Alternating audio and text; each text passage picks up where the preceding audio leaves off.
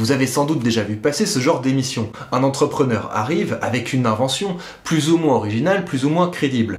Three sharks are out. Michelle and Andrea have an offer on the table from Lori for their business, the Pizza Cupcake. Il la présente face à des investisseurs potentiels. Hi, I'm Marty McDonough. I'm excited to share with you the coolest drawing app for the iPad anyone's ever seen. Ces derniers la mettent à l'épreuve avec leurs questions. We don't know yet the customer acquisition cost, and so you can't say to me that you're worth close to $2 million. I don't buy it. I mean, I said it, but it might not be true. I don't know.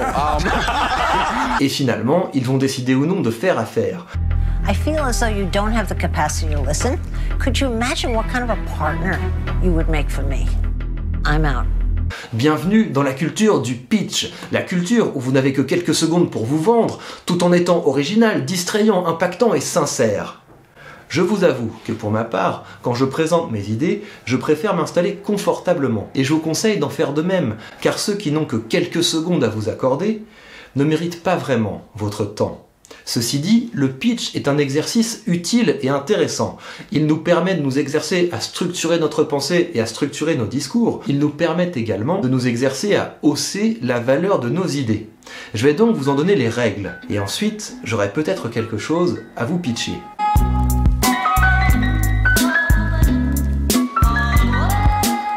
Tout d'abord, je voudrais vous donner un modèle de pitch. L'idée, c'est de commencer en allant droit au but. Je suis venu pour vous présenter telle ou telle chose. I'm Henry Gracie, and I'm seeking a $500,000 investment in exchange for a 5% equity stake in my apparel company, Quick Flip. Ensuite, vous allez donner de la valeur à votre idée, vous allez la mettre sur un piédestal en l'adossant à la difficulté, au problème qu'elle permet de régler, et de préférence sous la forme d'anecdote, c'est le fameux storytelling. It was a cold December morning, and my son wanted to go to the park, so I threw on my favorite hoodie, and off we went. After about 30 minutes of chasing this guy around the park, the sun began peeking through the clouds, and I started to sweat. Dans un troisième temps, vous allez montrer en quoi votre produit, votre idée, votre solution est d'une part unique et d'autre part efficace. Il faut à la fois que le public se dise « Ok, ça va marcher, ça va fonctionner », mais il faut également que le public se dise qu'il ne va pas pouvoir trouver le même truc pour 1 € sur un site chinois de vente en gros. Shake it. And voila! In a matter of seconds, using our proprietary conversion technology, we can turn any outerwear garment into a fully functional backpack in a flash. Dans un quatrième temps, vous devez montrer qu'il y a un marché pour votre idée. Une partie du public a déjà été conquise. Il faut que votre public sente que là on est au début d'un mouvement et que ce serait dommage de passer à côté. Et puis finalement, vous allez faire votre appel à l'action. Pourquoi vous sollicitez votre public? Quel rôle ont-ils à jouer dans votre histoire? Bien sûr, vous allez trouver des variantes de ce modèle. Mais ce qui va nous intéresser plus fondamentalement, ce sont les conditions de succès d'un pitch. Et là-dessus, il y a un livre que je voudrais vous conseiller, L'art du pitch d'Oren Klaff. En particulier, l'auteur développe 3 idées qui me semblent intéressantes.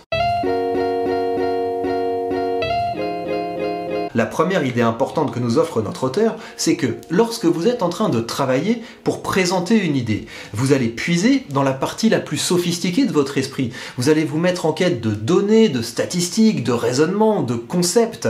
Et souvent, il va en résulter un discours qui sera trop complexe et trop sophistiqué. In a study that we based our first experiment with, it was a aversive conditioning study that was done in 1988 with 832 subjects. So wait.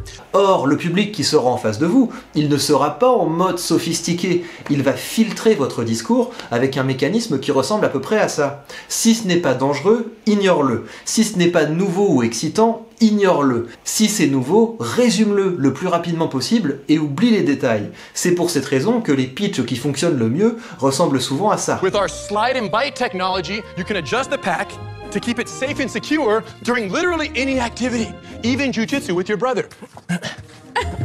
Ils ont compris qu'il était important de passer autant de temps sur la création des idées que sur leur présentation, parce qu'une idée efficace, c'est une idée digeste et attrayante, étant donné que votre public n'attend qu'une chose, vous zapper. Le second intérêt du livre d'Oren Klaff est qu'il nous donne une grille qui permet de comprendre et de gérer les rapports de force. La métaphore qu'il utilise est celle du cadre. Lorsque vous entrez dans une réunion ou dans une situation de négociation, chacun va essayer d'imposer son cadre aux autres, de cadrer les choses à son avantage. Et je voudrais vous donner deux des cadres identifiés par l'auteur qui me semblent pertinents empiriquement. Le premier de ces cadres, c'est le cadre pouvoir. La question, c'est qui va être capable de montrer aux autres qu'il est plus important. Et l'auteur nous en donne un exemple dans son livre. Cet homme jouait à tracer les contours de sa main sur mon résumé de présentation. J'avais l'impression de mesurer 2 cm. J'étais cadré et je ne cadrais rien. J'ai rapidement retrouvé ma contenance. Et voilà ce qui s'est passé ensuite. Steve, donnez-moi ça. C'est un perturbateur de cadre. J'ai observé le dessin de Steve avec beaucoup d'attention. Attendez une minute là, ce dessin est vraiment bon, oubliez le deal un instant. Vous voulez pas me le vendre? Votre dessin? Allez, combien vous en voulez? Ce n'est qu'un exemple, mais l'idée, c'est d'être attentif à ce que font les autres pour vous signifier qu'ils vous méprisent, qu'ils vous négligent, qu'ils vous sont supérieurs, et de trouver une manière, avec humour et fermeté, de leur signifier que vous comprenez bien ce qui est en jeu. Outre ce cadre pouvoir, il y a également le cadre temps. Par exemple, vous avez fait l'effort d'être bien à l'heure, et là, on vous signifie que monsieur untel est très occupé, qu'il n'a pas pu se libérer à temps, et que vous devez encore patienter. Au bout d'un moment, monsieur untel arrive d'un pas décidé, il vous serre la main et il vous dit « Merci d'être venu, je n'ai pas beaucoup de temps, je n'ai que 15 minutes à vous accorder. » Tout ça est une mise en scène plus ou moins consciente, mais dont la fonction est de vous pousser à jouer selon ses règles. Et encore une fois, il faut résister. Ah, vous n'avez que 15 minutes, bah ça tombe bien, parce que moi je n'ai plus que 10 minutes. C'est des gamineries, mais si vous laissez passer ces petites choses mises en place par l'autre pour vous soumettre, pour vous cadrer, vous allez perdre tout votre intérêt à ses yeux. Une variante de ce cadre-temps, c'est la situation où vous vous apprêtez à faire votre présentation et on vous signale que monsieur Big Boss a du retard, mais la bonne nouvelle c'est qu'il devrait pouvoir arriver pour assister à la fin de votre présentation. Dans cette situation-là, il ne faut rien céder. Il faut dire quelque chose du genre « Très bien, je vous donne encore 15 minutes le temps de vous organiser, et si dans 15 minutes vous n'êtes pas prêt, je m'en vais. » Bien sûr, toutes les situations sont différentes, mais l'idée c'est que monsieur Big Boss essaie de se faire passer pour une récompense pour vous. On aimerait tous qu'il soit là, on aimerait tous qu'il arrive. Et l'idée, c'est d'avoir la force de renverser cette situation, que ce soit les autres qui commencent à se plier en quatre pour essayer de trouver une solution. Et ça nous amène à un dernier point qui est aussi très important. Vous êtes sorti vainqueur de la lutte des cadres, vous êtes parvenu à capter l'attention et à la changer en intérêt, mais il reste une difficulté. Oren Klaff nous explique donc que le pitch c'est avant tout un jeu de statut. La question est, qui a le plus besoin de l'autre? Dans la situation initiale, c'est généralement celui qui pitch qui est en demande. I'm seeking $25,000 in exchange for 20% equity in my company. Et c'est pour cette raison que les investisseurs peuvent se permettre des comportements de ce genre-là. Let that water absorb into your hair. No water dripping down your neck, mind you, so you can do it anywhere, even if you're fully clothed. And seconds later, your hair's completely wet. No mess, bedhead's gone. Let's try it out. Wait, there's merit in the product.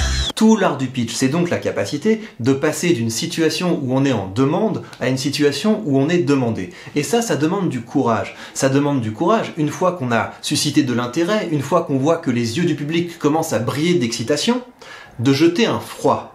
Peut-être que finalement, eux ne sont pas à la hauteur. Peut-être que finalement, vous n'avez pas envie de faire affaire avec eux. Peut-être que finalement, ils ont plus besoin de vous que vous n'avez besoin d'eux.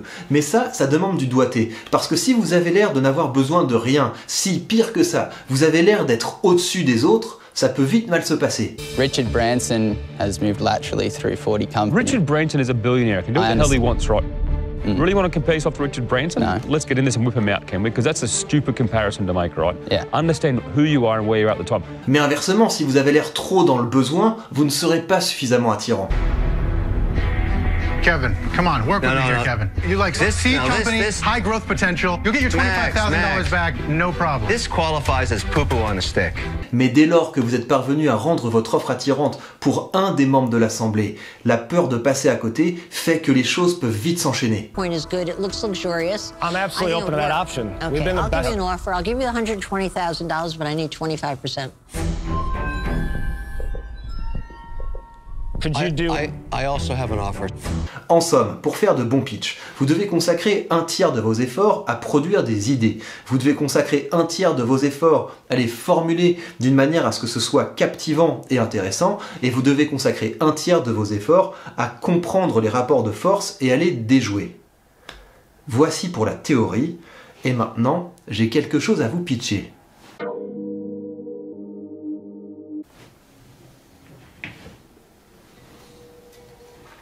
Lui, c'est Dostoïevski. Avant d'être une statue, c'était un homme. Et avant d'être un homme, un jeune homme, condamné à mort sur le peloton d'exécution. Qu'est-ce qu'il faisait là? Il était là car il appartenait à un cercle révolutionnaire, ce qui n'était pas du goût du tsar. Et aujourd'hui, il se retrouve un bandeau sur les yeux, les mains dans le dos. À quoi pouvait-il penser à ce moment-là? Il est probable que son esprit alternait entre deux idées. La première, c'est qu'une fois la douleur passée des balles frappant son corps, son calvaire serait terminé. Puis venait sans doute une idée plus douloureuse. Serait-il possible qu'il ne reste rien de lui, que tout cela s'arrête? Mais alors que ses larmes commençaient à couler, la nouvelle arriva. Le tsar venait de le gracier.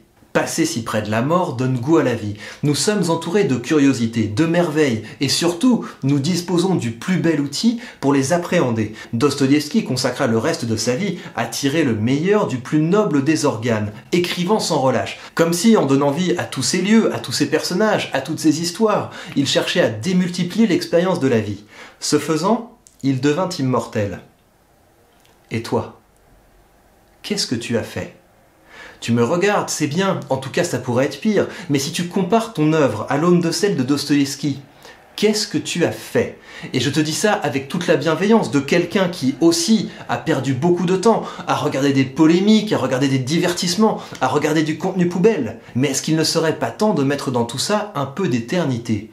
Et c'est pour cette raison que j'ai créé une chaîne secondaire, un atelier, un lieu donc où on ne fait pas que penser, mais où vous êtes là pour créer. Environ une fois par mois, je vous propose un nouvel exercice. Un exercice que vous pouvez faire en commentaire, en m'envoyant un texte, en envoyant une vidéo. Ces exercices ont pour fonction de vous permettre de cultiver votre compétence rhétorique, votre capacité à produire des idées, à les formuler avec style, à les intégrer dans des discours structurés et efficaces. À ce jour, nous avons déjà fait 7 exercices ensemble. Des exercices de rhétorique antique comme la controverse, l'ekphrasis ou la prosopopée, des exercices que j'ai moi-même inventés. Les participants ont produit des discours politiques, ils ont écrit la première page de leur roman.